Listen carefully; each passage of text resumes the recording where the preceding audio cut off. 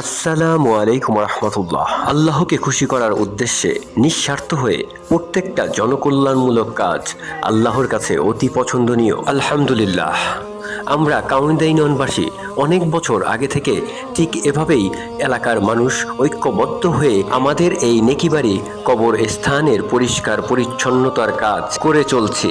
আলহামদুলিল্লাহ, মানুষ যা কিছু সৎ কাজ করে তা আল্লাহকে খুশি করার উদ্দেশ্যে যদি করে তাহলে এর প্রতিদান স্বয়ং আল্লাহ তাআলাই দিবেন।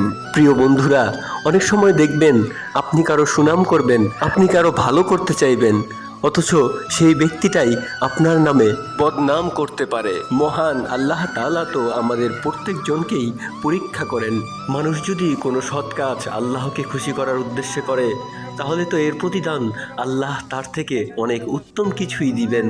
এই দুনিয়াকে আল্লাহ একটা মশার নানা পরিমাণ মূল্য দেয়নি, অথচ আমরা এই দুনিয়াকে হাসিল করার জন্য কত কিছুই তো করে থাকি।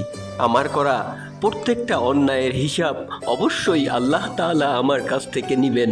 যে মানুষগুলো নিজের স্বার্থের কথা ভাবেনি, আল্লাহকে খুশি করার উদ্দেশ্যে কাজ করে চলছে, অবশ্যই এদের এই সৎ কাজের প্রতিফল স্বয়ং আল্লাহ তাআলা আরও উত্তম কিছুই দিবেন। আলহামদুলিল্লাহ। প্রিয় বন্ধুরা, জাযাকাল্লাহু খাইরান। আলহামদুলিল্লাহ, সবাই ভালো থাকবেন, সুস্থ থাকবেন। আসসালামু আলাইকুম ওয়া রাহমাতুল্লাহ।